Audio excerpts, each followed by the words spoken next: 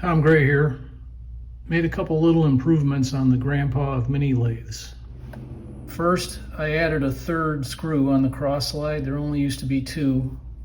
I added this one in the middle.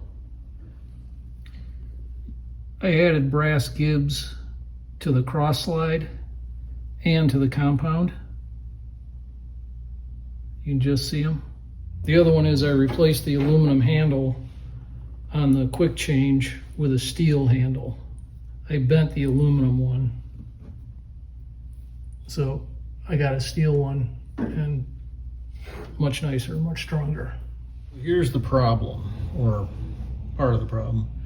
You can see the compound has three set screws on the Gibbs, but the cross slide only has two. Well, it kind of doesn't make any sense because rigidity comes from the bottom up, so I want to add a third screw to the compound just to stiffen it up a little bit. The second thing is the travel of the compound and the travel of the the travel of the cross slide and the travel of the compound are kind of stiff because you gotta snug these little set screws frequently to keep everything from starting to move around or starting to chatter. So I'm constantly tightening and untightening the set screws and adjusting until you get them just tight enough where you can move them but they won't start chattering around. And you're constantly tuning it, so there's a lot of effort that goes into that. Slows you down quite a bit. So to deal with that, both the cross slide and the compound have steel Gibbs. So my thought is replacing the steel Gibbs with brass may help free it up a little bit, because brass does slide on iron and steel a little bit better than iron on iron or steel on steel. So I'm going to replace the Gibbs with brass and then add a third set screw on the cross slide. I'm going to do this first. Removing the cross slide, if you watch my upgrade video, I added this piece of this beefed up piece here and attach it with 3 screws instead of just the normal one. And then remove the little guides off the front just by backing off these cap screws.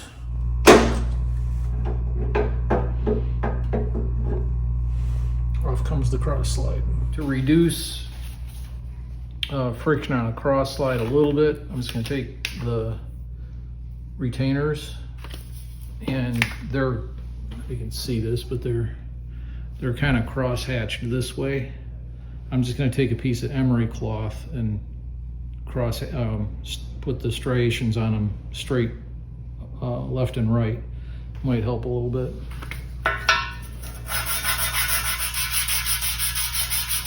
I don't know if it's going to show up on camera, but now the scratches are going parallel with the edge, so it should hold the way oil better as we go left and right. Removing the Gibb is easy enough. Just back out the set screws and then push it out.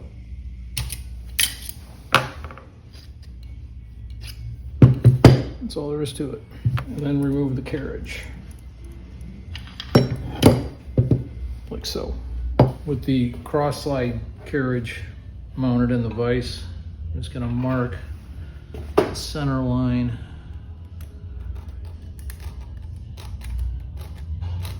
of the holes that exist, and then the center of the carriage itself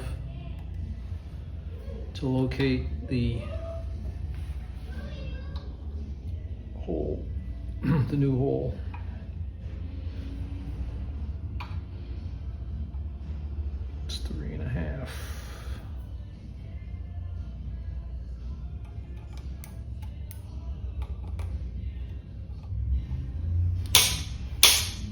And drill a teeny tiny pilot hole just to get things started. I'm going to use that little tiny starter hole just to get a little bit of bite, get a little bite. Iron drill's pretty easy, but I do not want to break a drill in this. It's actually kind of a long hole. So I'm going to go slow with lots of lubricant.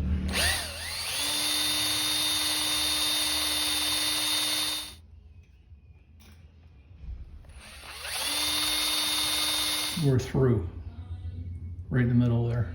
And then tap drill diameter for number 8.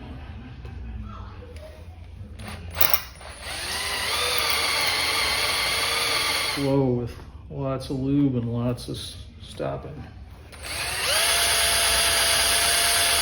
And then just tap it with 832. Again, careful, careful, careful. Lots of lube. Lots of stopping. I'm going by hand here because I want to feel this. I don't want to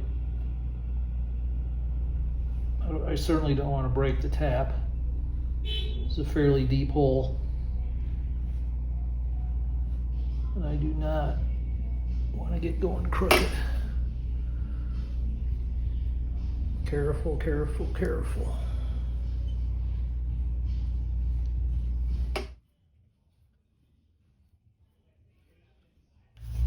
The screw has to be pointed because it engages the Gibb at a 45-degree angle. So to point the end of the screw, I'm just going to use the good old Dremel.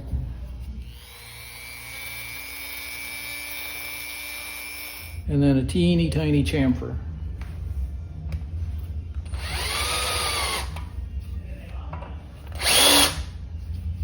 Just for good measure, we're going to run the screw just to clean it up a little bit.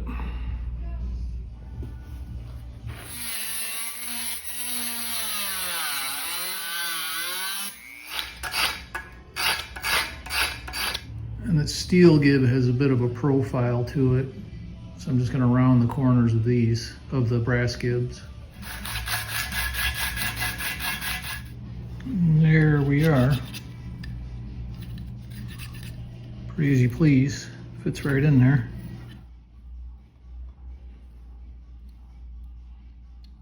And now is the compound's turn. Same deal, just take it apart, push out the old steel Gibb.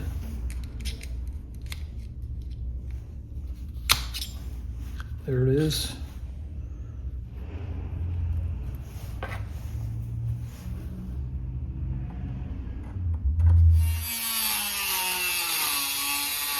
Probably should have said this is just 1/4 inch by 1/8 inch hobby store brass, just nothing special.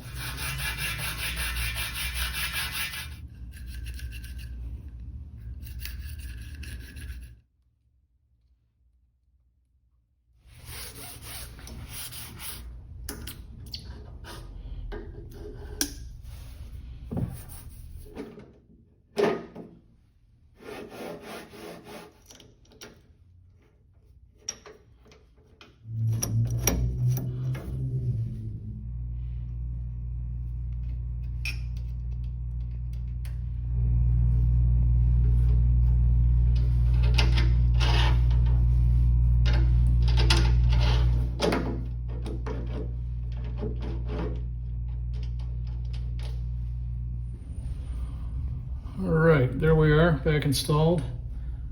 And I'm going to say this made a slight but noticeable improvement. I can run the Gibbs screws down like maybe a 1/16 of a turn tighter than I was before, and keeping the same effort to turn the cranks. So I'm going to say it's a slight improvement. It's slight but noticeable. So it should tighten things up a little bit while we're running. On the little tool post, This is an aluminum handle, and I bent it. I'm whacking on the knob with my hand, and I bent the little lever there. So I'm going to replace that with a steel lever that I bought from McMaster. Little teeny weeny. Isn't that cute? So this is going to replace this. All right, just disassembling.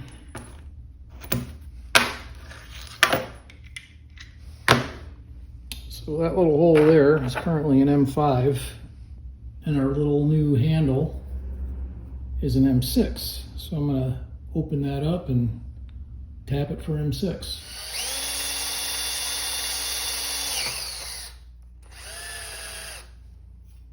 Down the years, I've always found WD-40 to be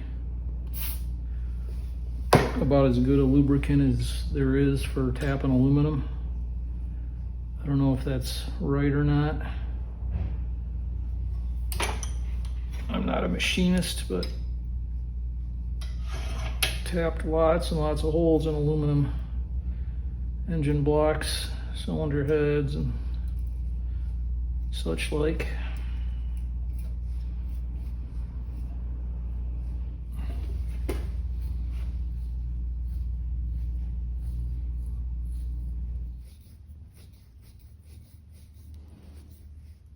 Beautiful. And reinstalling.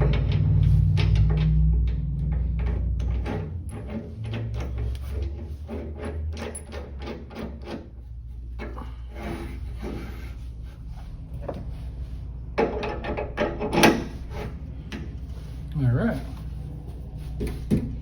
Much better, much stronger. So here's our new setup. Our cool guy quick change handle, our brass Gibbs, our additional Gibbs screw. Let's see how she cuts.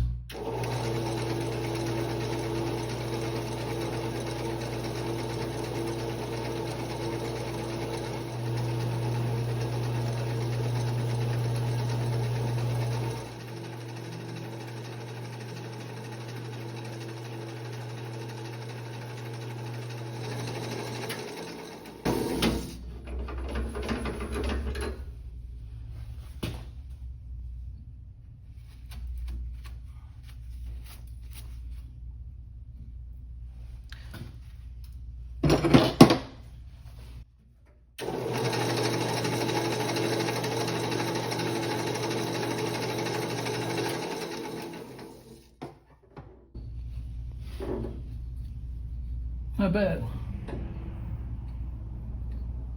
I can see some striations in it, but can't really feel them with my fingernail. So not bad. Definitely moves easier. I mean, definitely moves easier. Okay.